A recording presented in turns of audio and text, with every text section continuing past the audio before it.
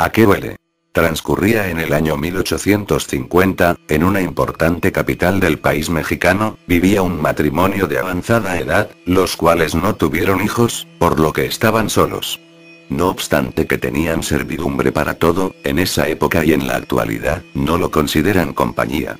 Pero un día, de tantos, decidieron ir a un orfanato.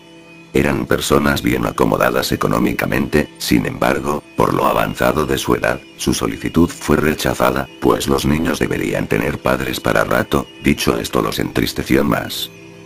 Pero poco a poco su tristeza se volvió enojo, no podían aceptar ser rechazados y en su soledad empezaron a urdir un plan para tener niños en su casa, no les importaba si estaba fuera de la ley, ellos tendrían todos los hijos que quisieran, a costa de lo que fuera, al fin que el dinero les sobraba. Así pasaron los días, estuvieron madurando cada vez más su plan, hasta que lo tuvieron muy bien definido y entonces lo pusieron en marcha. La casa, que era una gran mansión estilo colonial, de esas que tenían patio y traspatio además del corral, habilitado como huerto. En el traspatio había 3 cuartos que servían de bodegas para los frutos y granos que tenían en abundancia, otros 2 cuartos que siempre estaban cerrados y vacíos, pero que curiosamente en las últimas fechas fueron abiertos y amueblados, lo que extrañó a la servidumbre, los cuales entre sí sería para ellos, o irían a tener visitas, pero sin atreverse a preguntar a sus patrones, únicamente obedecían el mandato. Mayúscula fue su sorpresa cuando al concluir ese trabajo, todos fueron despedidos sin ninguna explicación y sin derecho de réplica. Todos se marcharon muy tristes y acongojados, pensando que seguramente habían contratado a otros criados, para los cuales habían amueblado los 2 cuartos. La señora conocida como Cándida se sentó en la puerta de su casa, ahí sentada, con un rostro amable y sonriente, se acercó una canasta con fruta, panes hechos en casa y dulces y empezó a llevar a cabo su plan. Al ver a un niño caminando solo por la calle, lo llamó, después de cerciorarse que nadie venía atrás de él, le mostró la canasta repleta de cosas deliciosas, invitándole a que tomara la que quisiera. El niño emocionado, no sabía qué tomar, por lo que ella lo invitó a que pasara para que viera otras frutas y otros chocolates, que según le dijo, acababan de preparar y por eso no los había puesto en la canasta, además de que podía escoger todo lo que quisiera y llevarlo a su casa, para lo cual necesitaría una bolsa, misma que no tenía en la mano. El niño tras dudar por unos momentos aceptó pasar, ella cerró la puerta y llamó a su esposo, don Mariano, que acudió de inmediato, tomando al niño de la mano lo condujo hacia la huerta, para que viera la fruta de los árboles y escogiera toda la que quisiera, sonriéndole para inspirarle confianza. Pero vaya sorpresa, al pasar por uno de los cuartos recién amueblados, lo empujó hacia él y cerró la puerta. Al niño asustado gritaba y rogaba que lo dejaran salir, pero en la inmensidad de la casa y lo grueso de sus muros, sus gritos se perdían. El matrimonio reía feliz de que su plan estuviera dando resultados, de pronto pensaron que con uno sería suficiente y que pasados los días el niño los aceptaría como padres, pero después de un rato decidieron que no era suficiente, que tendrían más hijos, todos los que cupieran en los 2 cuartos. Así doña Cándida repitió la operación, con cuanto niño caminara solo frente a su casa, por lo que al cabo de 8 días ya estaban llenos los cuartos. Don Mariano salió a caminar rumbo al centro de la ciudad, tratando de averiguar qué se sabía sobre el asunto. Al llegar a la plaza principal, menuda fue su sorpresa al encontrar a todo el pueblo reunido, enardecido, gritando consignas sobre buscar, encontrar y matar a los robachicos. Esto le espantó mucho. Se regresó rápidamente a su casa para contarle a su esposa lo que pasaba, y que temía por su vida si alguien llegaba a escuchar los gritos o llantos de los niños, pero doña Cándida le dijo: no te espantes, ya lo resolveremos. Levantándose de su silla, se dirigió al ropero, de ahí sacó una sábana y empezó a hacer tiras de ella. El esposo de doña Cándida, la veía asombrado, sin entender lo que pretendía. Al concluir se dirigió a él con una ayúdame y se encaminaron al traspatio. Al llegar abrió la puerta y entraron, los niños temerosos guardaban silencio. Doña Cándida les reconvino diciendo: como no quieren ustedes entender de que fueran nuestros hijos, me han obligado a amordazarlos porque no queremos más gritos. Y así a uno por uno les fue cubriendo la boca con las tiras que había cortado, lo más fuerte que podía para que no se zafaran. Asimismo los obligó a poner las manos atrás e igualmente los amarró para que ninguno fuera a desatar a su compañero. Los niños no salían de su asombro y su terror aumentó. Don Mariano angustiado calló, y doña Cándida muy tranquila estaba. La mañana siguiente, agobiado por el terror de ser descubiertos y por su mala acción, don Mariano murió inexplicablemente.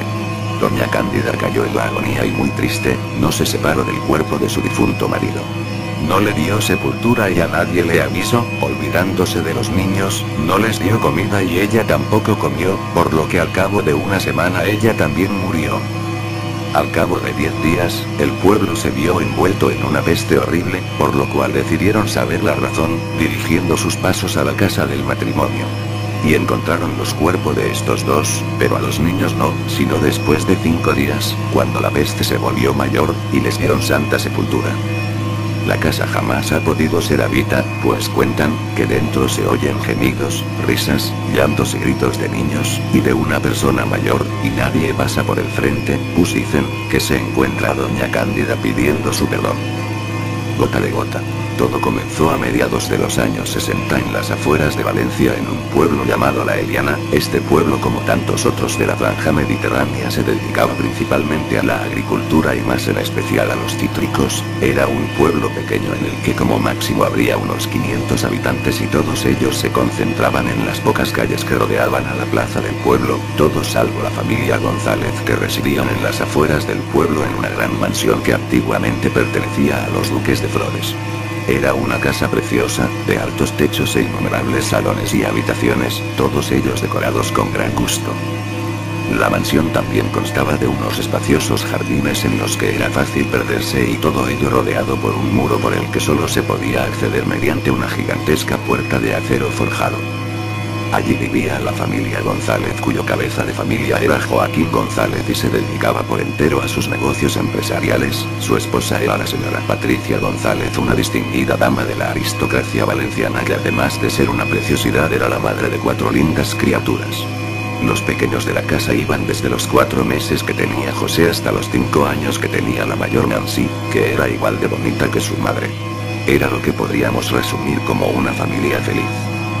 La familia González tenía un servicio que estaba compuesto de una niñera, 2 cocineras y otras 2 mujeres que se dedicaban a la limpieza de la casa y las faenas del hogar, sin contar a los hombres que se encargaban del cuidado del jardín y de los pequeños arreglos que pudiese necesitar la casa por el paso del tiempo.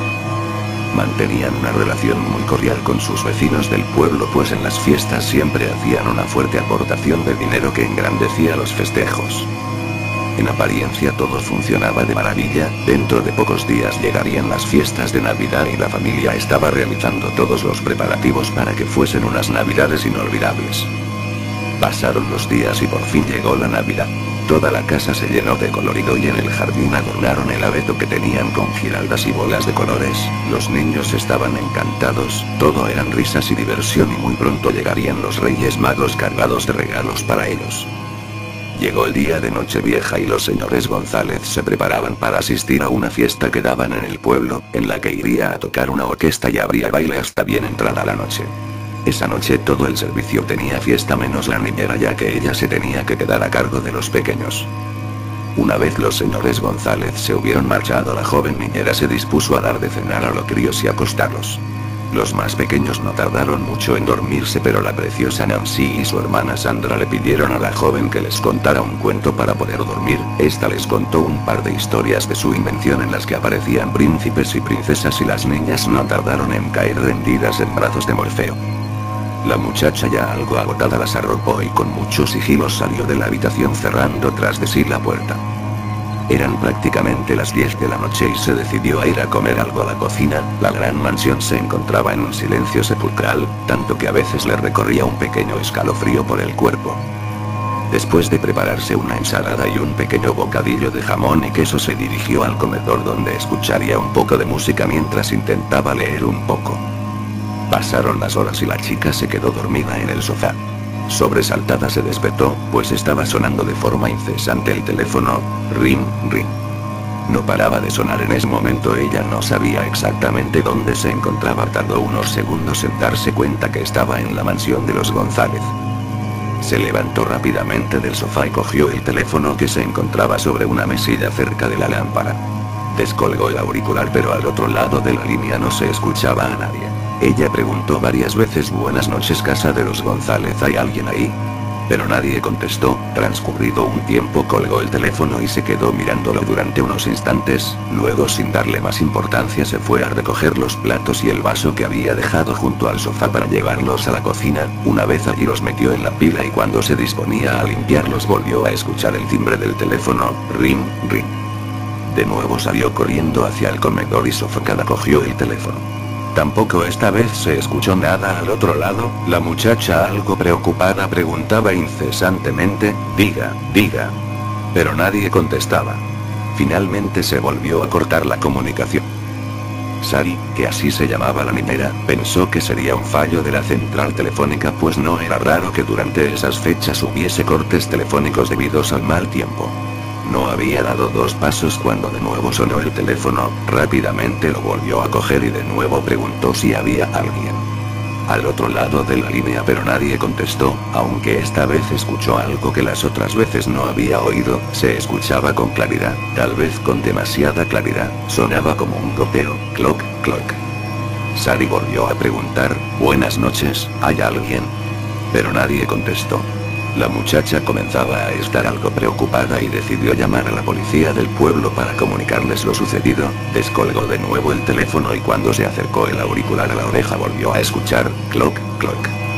Atónita soltó el teléfono y retrocedió unos pasos. No entendía qué estaba ocurriendo. Con miedo cogió el auricular y lo colgó. Se dirigió al salón principal donde había otro teléfono e intentó volver a llamar desde él, pero antes de que ella lo descolgase, este sonó con un timbre que ya estaba comenzando a desquiciarla, ring, ring. Esta vez tardó más en coger el teléfono, pues lo que podría sonar al otro lado la intranquilizaba.